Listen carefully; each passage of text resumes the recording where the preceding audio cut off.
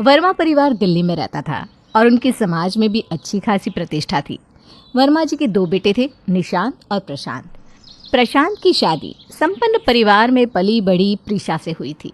प्रीशा और प्रशांत की शादी के लिए वर्मा परिवार की बस एक ही शर्त थी कि उनकी बहू नौकरी करने घर से बाहर ना जाए और बिना नकुर किए खुशी खुशी उनका घर संभाल ले।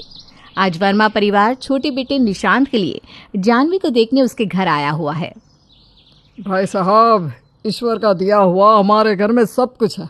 हमें दहेज में आपसे कुछ नहीं चाहिए। बस एक ही इच्छा है कि बहू घर में रहकर परिवार को मान सम्मान दे और अपने हाथों से अपनी घर गृहस्थी संभाले।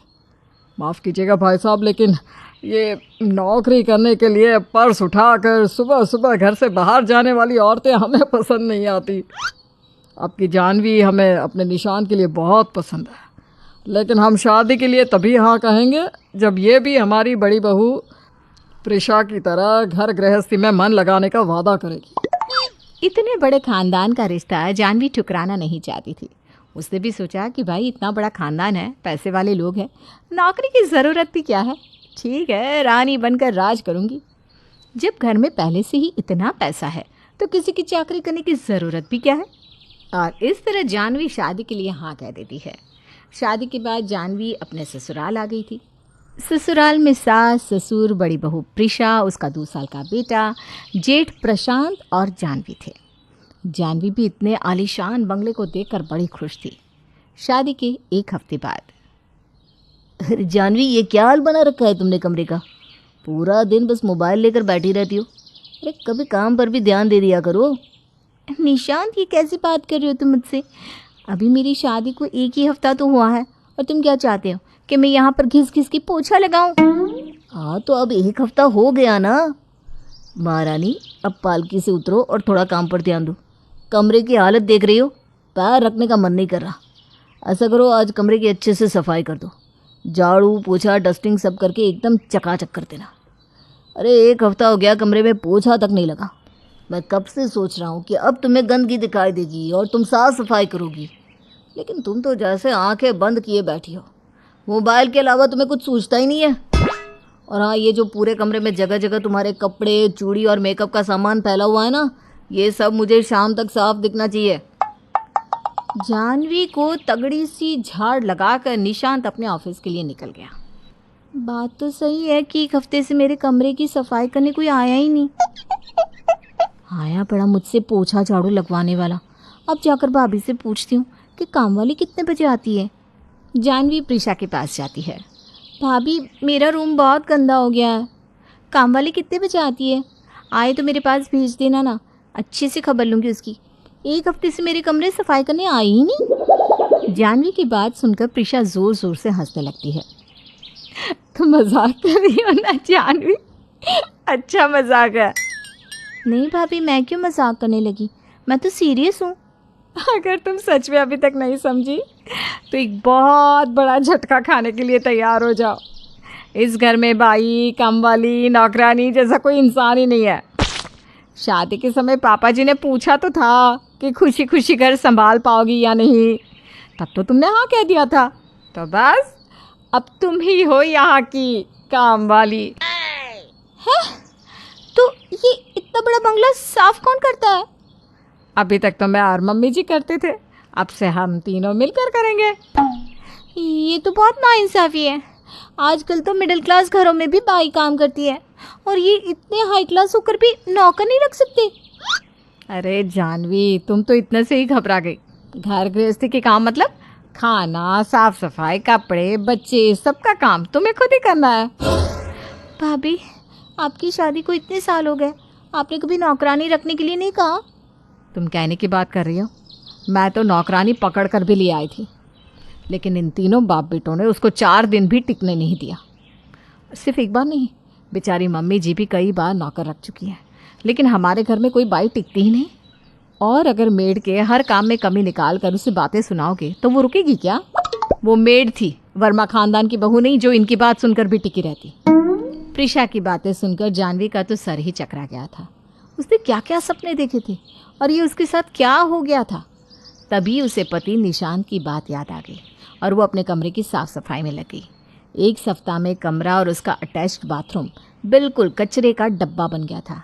बेचारी घंटों तक दिमाग खपाकर अपने रॉयल बेडरूम की सफाई करती है। तभी सास अनुपमा वहाँ आती है। बेटा जानवी, देखो, निशांत, प्रशांत और तुम्हारे ससुर जी को बस एक ही बात से सबसे ज़्यादा चिढ़ है, और वो है गंदगी। इसलिए बेटा ध्यान रखना कि घर में और स्पेशली तुम्हारे कमरे में सब कुछ साफ सुथरा और व्यवस्थित रहे, नहीं तो इन तीनों का पारा आसमान छूने लगता है। और बेटा घर की सुख शांति बनी रहे, ये तो औरत के हाथ में ही होता है ना? मम्मी जी, मैंने पूरा कमरा साफ कर दिया है, अब तो निशांत खुश हो जाएंगे ना? बेटा, जिसे तुम सफाई कह रही हो ना, वो परिभाषा नहीं है सफाई की इस घर में। बेड की चादर पर एक सलवट तक नहीं होनी चाहिए। टेबल का कांच और खिड़कियां ऐसे चमकने चाहिए जैसे उन्हें कभी छुआ ही ना गया हो। बाकी तुम समझदार हो। सास की बात सुनकर जानवी का मन किया कि वो अपना सर दीवार में दे मारे। ये कैसे सन के लोगों के घर मेरी शादी हो गई? भगवान, मेरी तो सारी उम्र टेबल और खिड़की चमकाने में ही निकल जाएगी। इस बंगले में रानी बनने आई थी, मैं नौकरानी बनकर रह गई। अब बेचारी जानवी पति के साथ अपनी गृहस्थी सुख से चलाने के लिए जेठानी और सास के साथ मिलकर पूरा दिन घर चमकाने में लगी रहती। धीरे धीरे समय बीतने लगा और जानवी ने अपनी प्रेगनेंसी की खुशखबरी सबको सुना दी। पूरे 9 महीने तो जानवी ने किसी तरह बिता दिए, लेकिन बेटी के जन्म के बाद तो घर में इतना काम हो गया था कि घर में कभी खत्म ही नहीं होता था। जेठानी का भी 3 साल का बेटा था, जिसके कारण वो पहले ही घर के काम के लिए उतना समय नहीं दे पाती थी। इधर जानवी के लिए बच्चे के काम के साथ घर का काम संभालना बहुत मुश्किल हो रहा था। जानवी बहू, ये क्या है? देखो तो सोफ़ा कैसा गंदा हो गया है। घर में 3 औरतों के होने पर भी गंदगी फैली हुई है। आज तो कपड़े भी प्रेस नहीं थे, मैंने खुद अपने कपड़े प्रेस करके पहने। पता नहीं क्या करती है घर में दिन भर। प्रशांत बेटा, दोनों बहू बच्चों के चक्कर में परेशान रहती है, और मैं अकेली कितना काम संभाल पाऊंगी? एक आध काम ऊपर नीचे हो भी जाए तो क्या हो गया? तुम ज़्यादा बहुओं का पक्ष मत लिया करो। क्या पूरा दिन बहू बच्चों को ही संभालती रहती है? ससुर के जाने के बाद मम्मी जी, एक मेड लगा लेते हैं ना, हम तीनों कितना काम संभालें। थक गई हूँ मैं तो काम करते करते। एक तो दिन भर घर और बच्चे में पीसो, ऊपर से बातें भी सुनो। पैसों की भी ऐसी कोई दिक्कत नहीं है कि काम वाली रखी ना जा सके।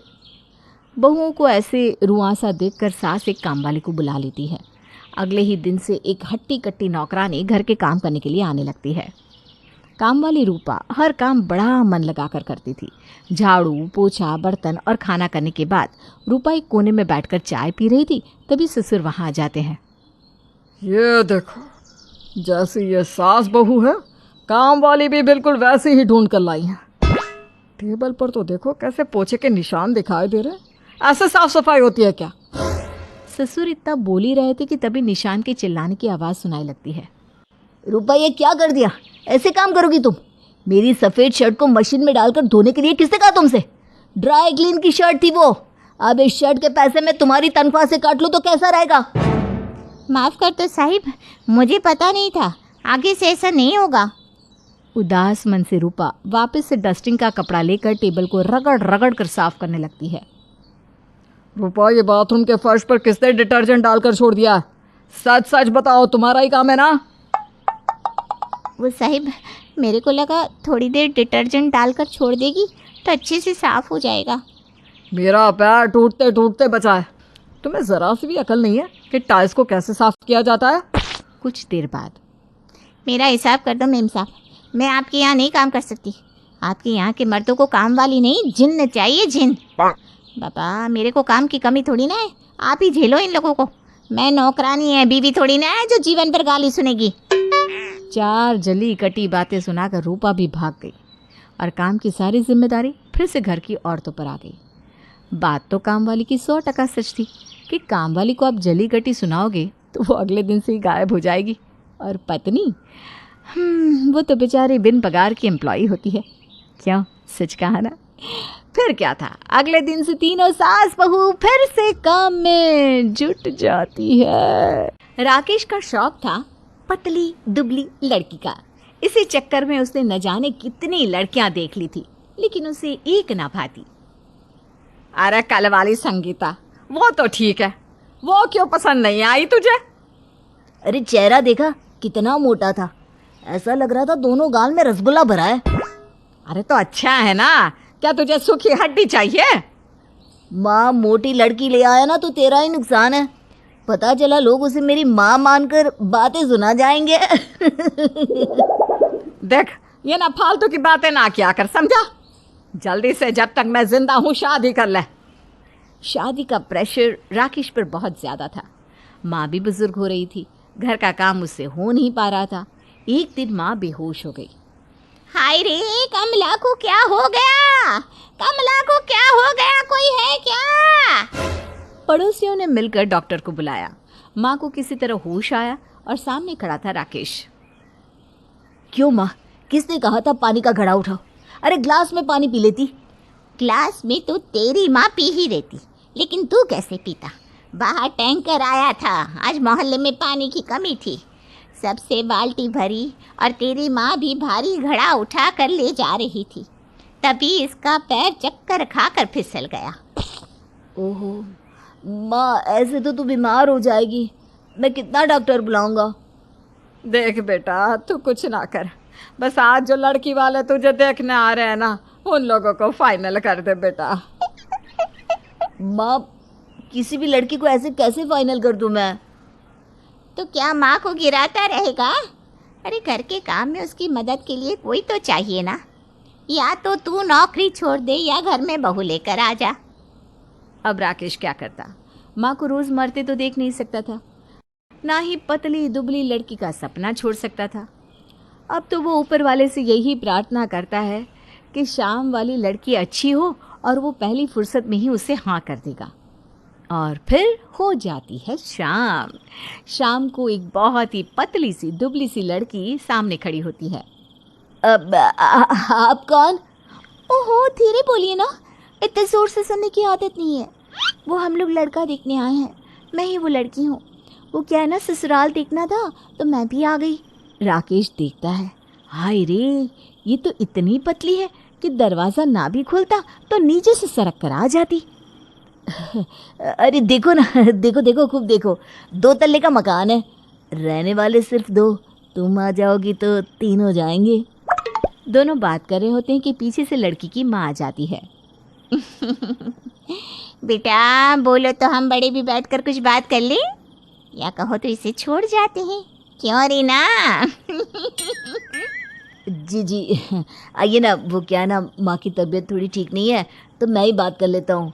देखिए, मुझे लड़की पसंद है, कल शाम को आते हैं ना हम बारात लेकर। तभी राकेश की माँ आ जाती है। हाँ हाँ, तू ही चौधरी बन जा। अरे माँ जिंदा है तेरी अभी। बहन जी बताइए, कैसा लगा घर? जी बहुत ही शानदार, हमें रिश्ता पसंद है जी। क्या राकेश, इतनी पतली सही है, या बोलो तो इसका मांस भी इससे ज्यादा लग रहा है?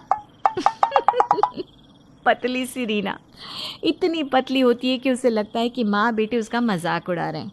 कैसे बात कर रहे हैं? मैं पतली नहीं हूँ, मैं फिट हूँ, फिट। चुप कर बड़ी आई फिट वाली। अरे थोड़ा सा पंखा भी तेज कर दो, इसको पकड़ कर चलना होता है कि कहीं ओढ़ ना जाए। बहन जी, मैंने सुना आप लोगों को पतली लड़की चाहिए। अब इससे पतली मार्केट में मिल जाए तो नाम बदल देंगे क्या?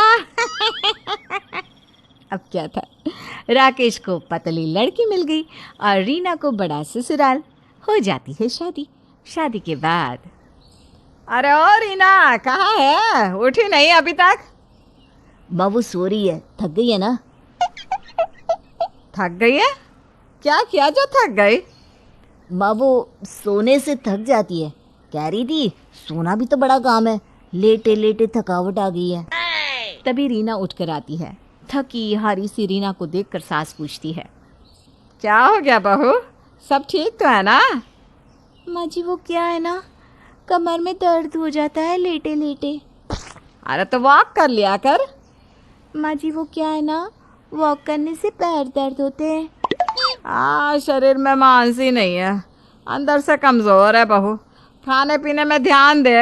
नहीं माँ, खाने पीने में ध्यान देगी तो मोटी हो जाएगी, और आप जानती है ना मुझे मोटी लड़की बिल्कुल पसंद नहीं है।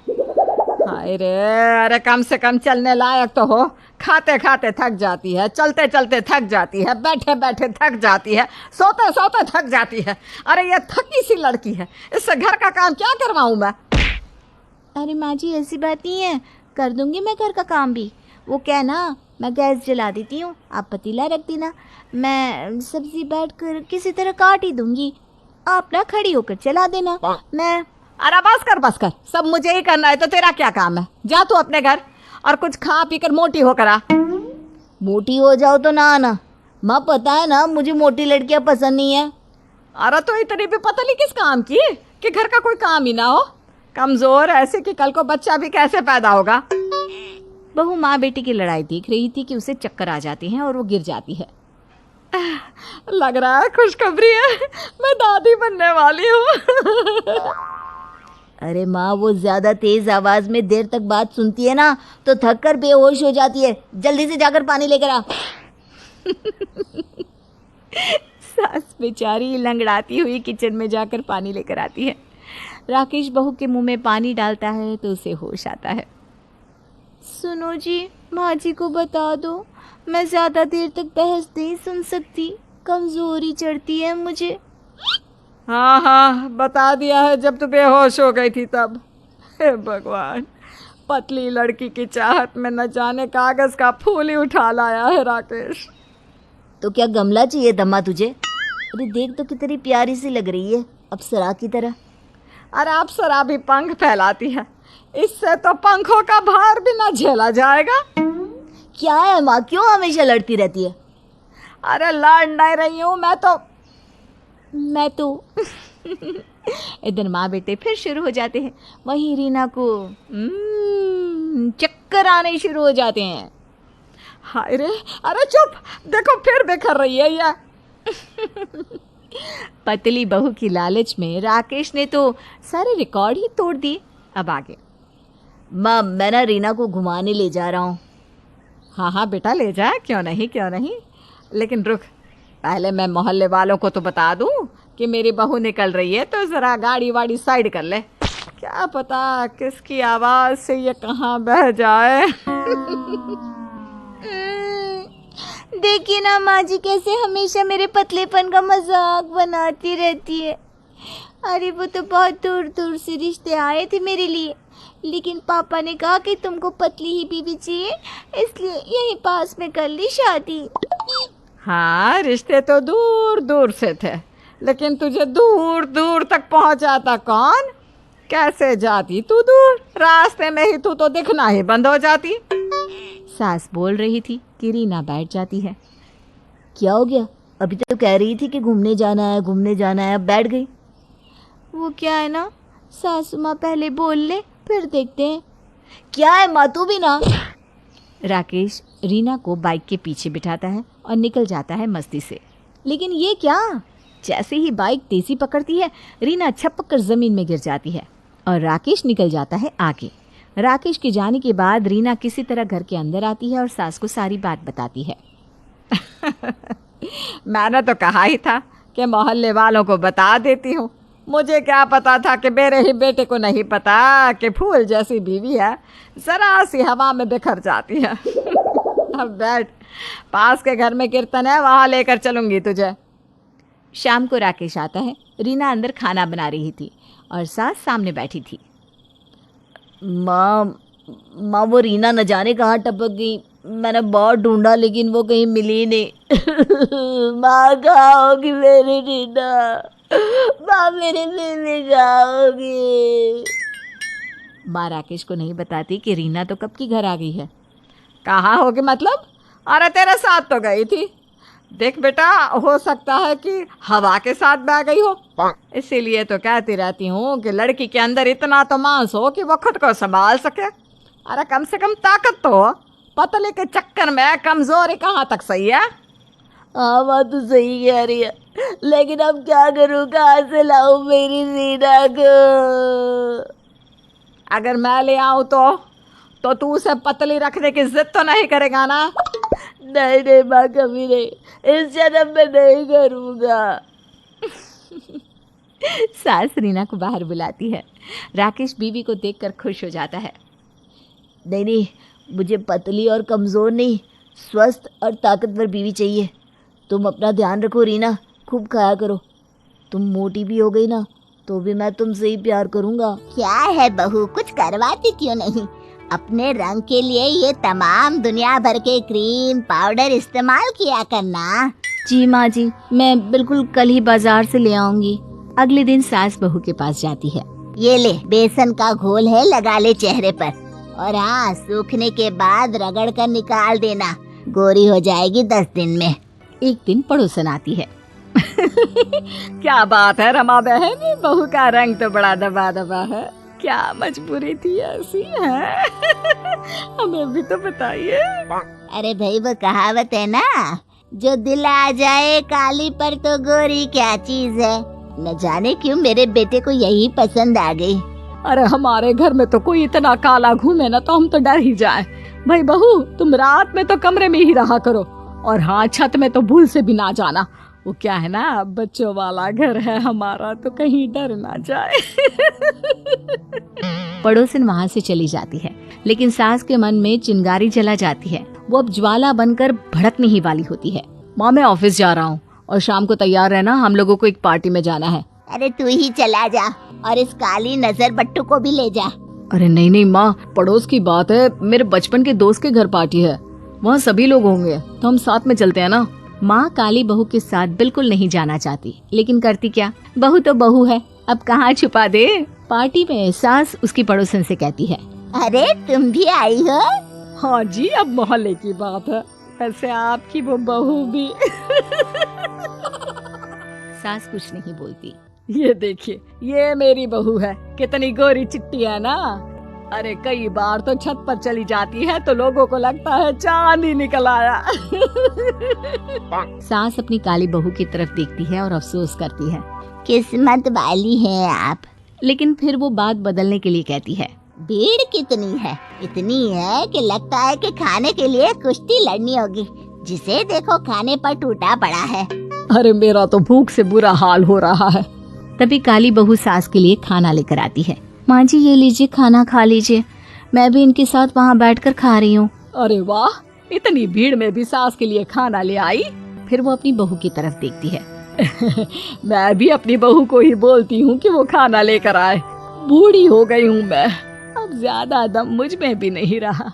लेकिन ये क्या, गोरी चांद का टुकड़ा बहू तो खुद ही खाना खाने में लगी थी, सास की कोई चिंता ही नहीं।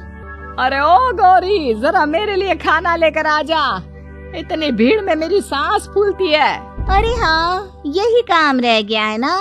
अरे भूख के मारे पेट खराब हो रहा है और मैं आपके लिए खाना लाऊं? मैं तो ये बोल रही थी कि खाना लेने जाओ तो 2 रोटी और रख लेना मेरे लिए। क्या है ना, भूख बहुत ज्यादा लगी है। लगता है आपका चांद ढल रहा है। चलो जो भी है, मेरी बहू में गुण तो है कि सास की सेवा कैसे की जाती है वो तो जानती है। सभी पार्टी से घर आते हैं। एक रोज सास के पास उसकी बहन का फोन आता है। अरे विमला, तूने मेरा नया घर तो देखा ही नहीं, कल आ जाना, साथ बैठते हैं, बातें करते हैं। अरे कैसे आऊं? बेटा सुबह ऑफिस जाता है, घर में मैं और बहू ही तो होते हैं।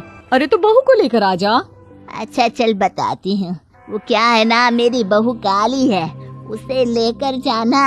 अरे कैसी बात करती हो दीदी, काला गोरा क्या होता है, इंसान अच्छा होना चाहिए। और फिर तुम्हारी बहू तो तुम्हारा बहुत ख्याल रखती है।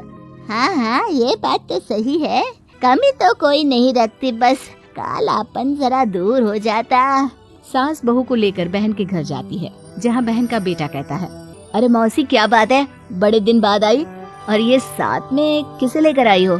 तभी दूसरा बेटा कहता है, मौसी, नए घर के लिए हमें नजर बट्टू चाहिए, आप अपनी नौकरानी को ही छोड़ दो हमारे घर में। सास का मुंह शर्म से झुक जाता है। तभी वहाँ मौसी आ जाती है। अरे आओ आओ बहन आओ, तो ये है हमारी बहुरानी, भले काली है लेकिन नए नक्श तो गड़े हुए हैं। काली बहू पहली बार अपनी तारीफ सुनकर खुश हो जाती है। आओ बहू आओ।